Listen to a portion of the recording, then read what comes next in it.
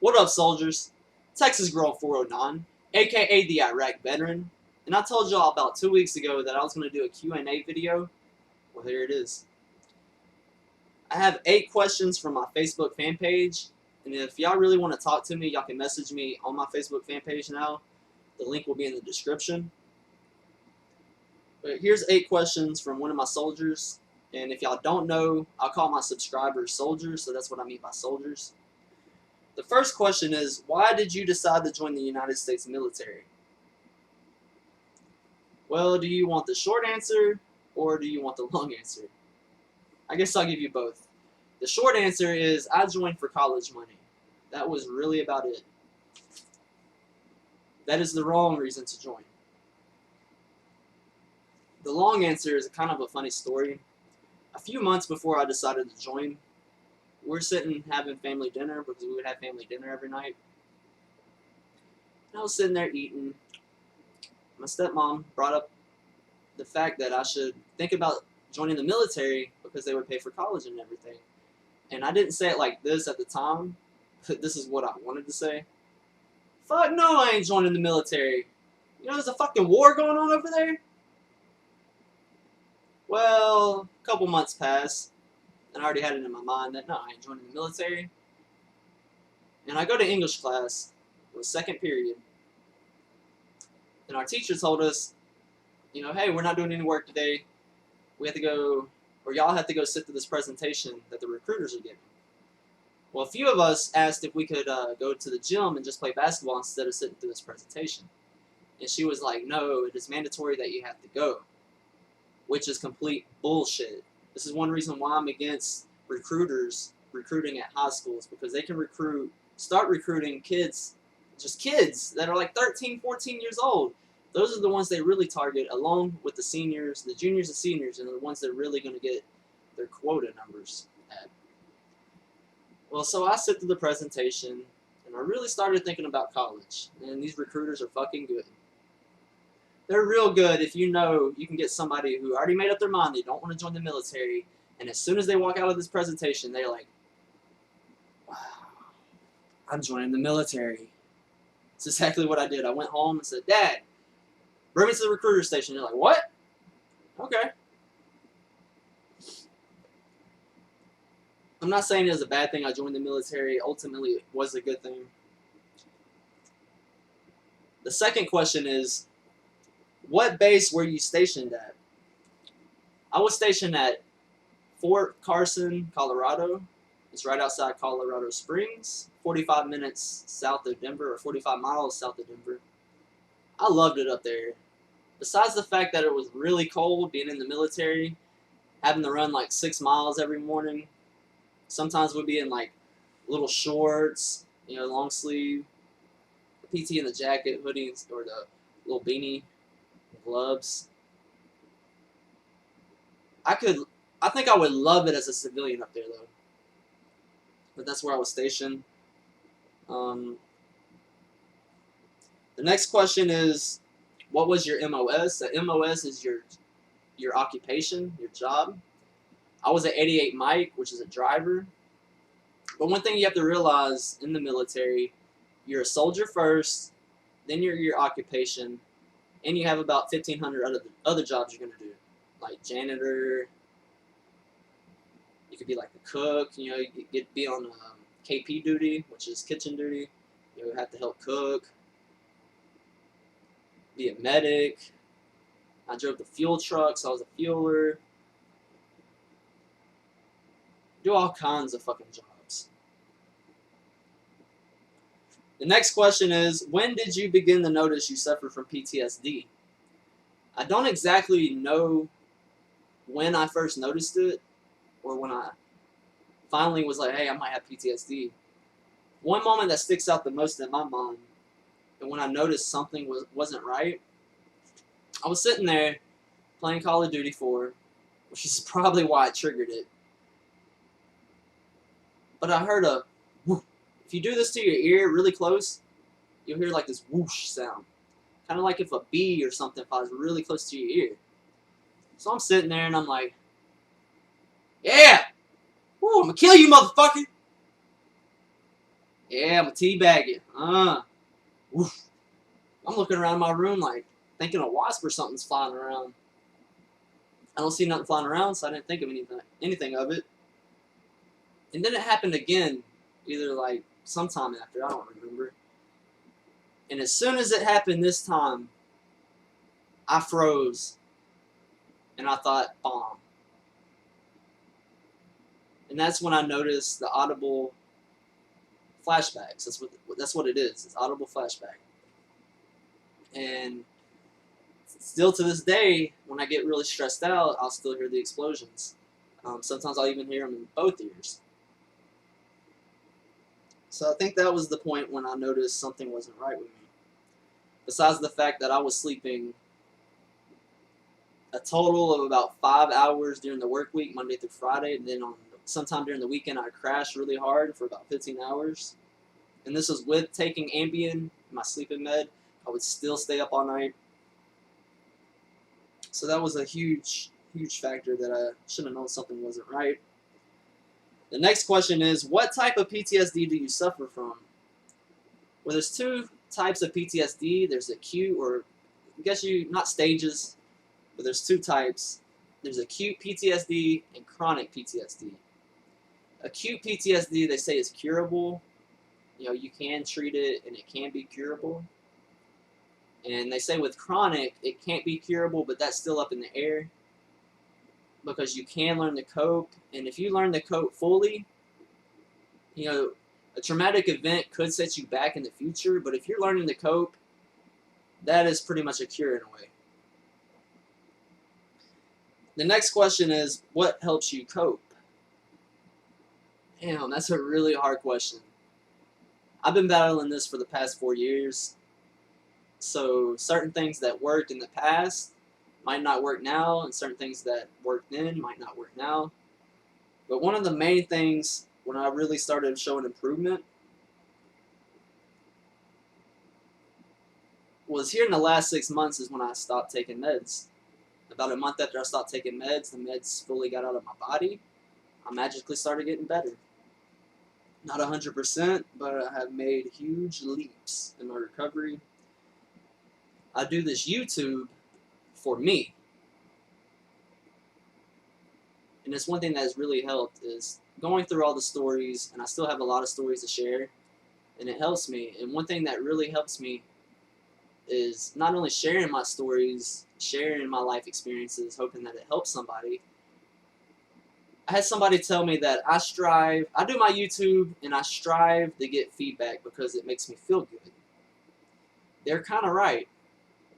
But the feedback I strive for is when somebody messages me or comments saying I helped them or I helped one of their family members or their loved ones.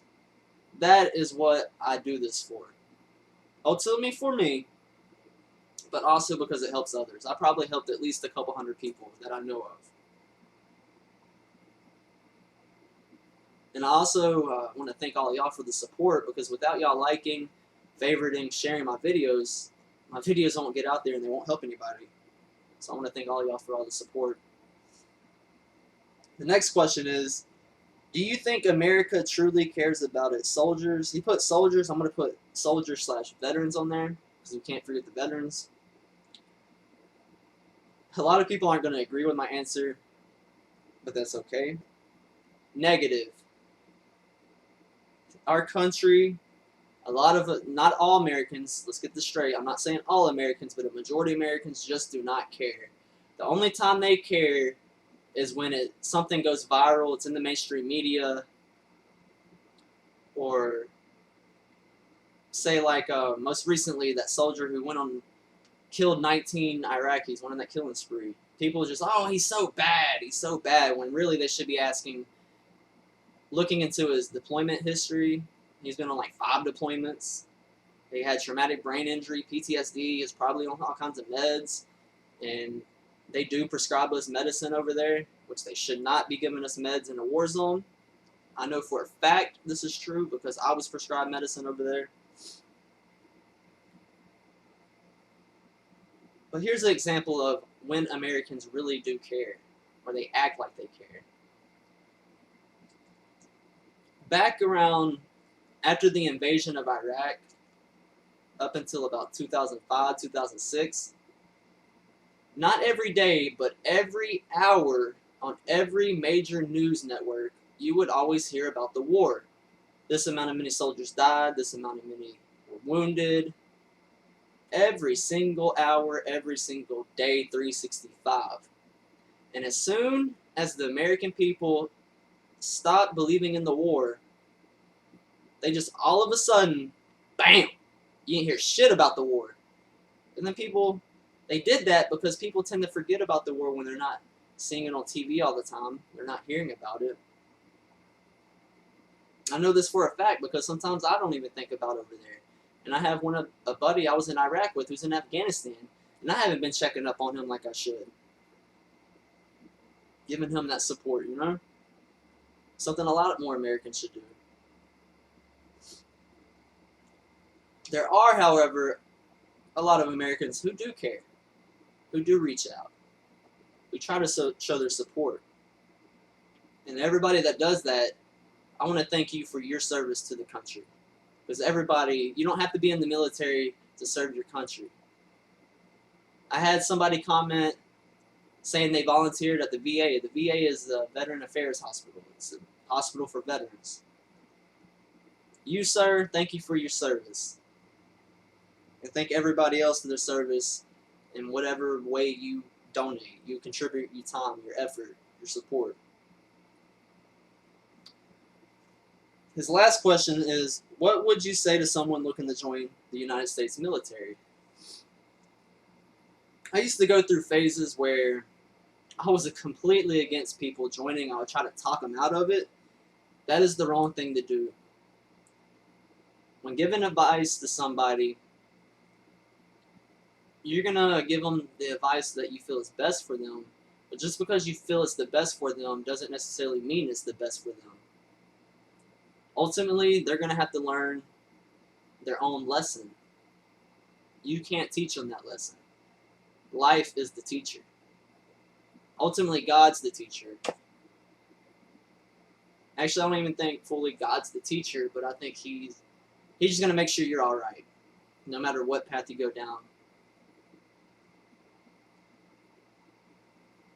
But my advice to anybody who wants to join, first and foremost, ask yourself why you're joining. I have a lot of people say, I'm joining because I want to fight for my freedom. I'm here to tell you right now, the war on terror is not fighting for anybody's freedom here in America. We have lost so many freedoms since 9/11, since the war on terror began. You are not fighting for anybody's freedom here in America. Now, if you're serving because you want to go over there and help the people of that country, by all means, do it. Do what you feel is right in your heart. The ultimate thing that I want you to think about, though, is remember why you're serving. You're serving to support and defend the Constitution of the United States of America against foreign and domestic enemies. Well, it really goes against enemies, foreign and domestic, but well, you get what I'm saying. Just know that if you're ever ordered to patrol American citizens here in America, it could be possible. I'm not saying it will happen, but I say it could be possible because it has happened in history. You could be ordered to fire on innocent Americans. This happened back in the Vietnam era when a lot of Americans were protesting the Vietnam War. The National Guard was ordered to fire on American citizens for peacefully protesting the Vietnam War. So yes, you can be ordered to do that. So keep that in mind.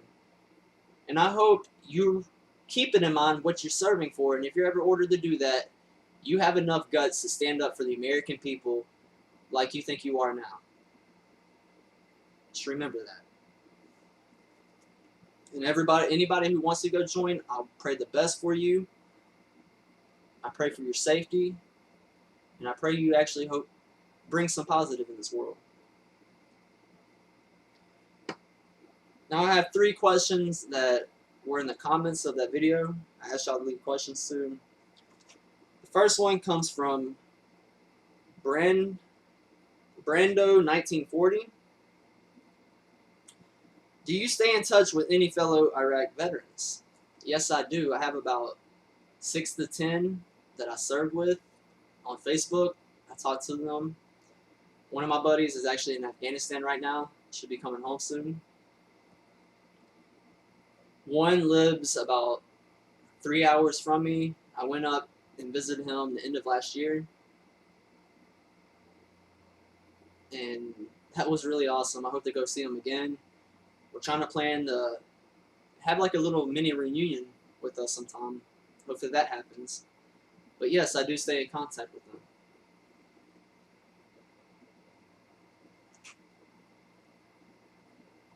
The next question comes from I Love Multi-Packs. How long were you in the Army? I was in the Army for 3 years. Let's see, I served from July 5th, 2005 to July 14th, 2008. So was that like 3 years and a week? Something like that. So that's how long I served for. How are y'all liking these uncut videos? Am I doing a pretty good job? I usually don't do uncut videos, but I'm starting to feel a little bit more comfortable not having to edit shit out. And the last question comes from Quickscopes. And Quickscopes, I want to thank you for the support. I talk to you a lot. I see you comment a lot. So thank you for your support. He says, I'm joining the Army next year and I live in Canada. I want to be EOD because I feel like it's something that I need to do. Because while everyone is running away from bombs, I would be the one saving them and helping them. Do you recommend this job and how hard is it to get into? Honestly, I can't give you advice on that. I was not in that field. I don't have much experience talking to people in that field. If you don't know what EOD is, EOD are the people who blow up shit. They're the ones who ride in front of our convoys, route clearance, and they'll try to find, pretty much they're the ones looking for the bombs, IEDs, EFPs, looking to get blown up. And they don't just do route clearance, they go out and blow up weapon caches, all kinds of shit. The motherfuckers like to blow shit up. I don't know how hard it is to get in there. I'm pretty sure you have to be pretty smart to deal with those bombs and work really good under pressure. And I want to clear one thing up. You said, while everybody else is running, I know you're not talking about us. Probably talking about the civilians. Because if you watch my funniest Vietnam veteran video, he said, man, this is exactly what he said, and I should actually edit this in here, but I'm not. If you want to go watch that video, I'll put an annotation on the screen right here. Fuck it, I'm going to put what he said. I don't know if they were putting stuff in my food or what. If I would see something blow up in front of me, I didn't have the fear to go that way. I went that way. Yeah, so you see, we don't go away from the explosions. We hear boom, we're like, where's that motherfucker at? Where's that mother? Nobody's trying to ambush us, eh? Okay. We go to the fucking shit. Because we don't have enough common sense to go the other way. No, that's all the questions, though. And a cool little tidbit. It's kind of cool that I'm using this for YouTube, but this was my notebook they issued us when I was in Iraq. I was only a PV2 at the time. I went through 9 ranks, never reached E4. My 3 years in, I got out a PFC. PFC, that's PFC rank, private first class. But, yeah, I kind of like doing these Q&As. Maybe I'll do one in the future again. But I want some really interesting questions. You can ask me anything. And if you want, leave a question below. I'm not promising I'll do this Q&A video anytime soon. It might be a month. But if you leave your question below and you follow me, stay supporting me, you might see your question and I might answer your question. Anyways, thanks for all the support. If y'all could, please like, favorite, and share this video, because maybe we can help answer some questions. Maybe a lot of other people have been wondering about these questions. Anyways, that's about it. Yep, that's it. Much love from the Iraq veteran gamer. Oh, wait. Damn, I said gamer. And I can't edit that out. I'm doing a full uncut video. The Iraq veteran. If y'all didn't know, I'll go ahead and explain it. I'm no longer the Iraq veteran gamer because gaming is not my passion anymore. I do game, but I only game for a couple hours a day.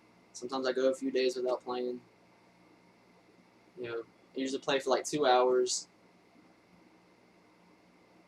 My passion is helping people. That's my passion. Reality. I'm addicted to reality. Anyways, thanks for all the support. Peace, bitches. And I ain't heard that in a while. Yeah, I was sitting there talking, and I felt something draining down my leg, and I was like, oh, maybe I'm bleeding. Damn, how embarrassing. I think I should have mowed the lawn, if you know what I mean. You know, I should have trimmed the playing field. I like bare wood floors, not carpet.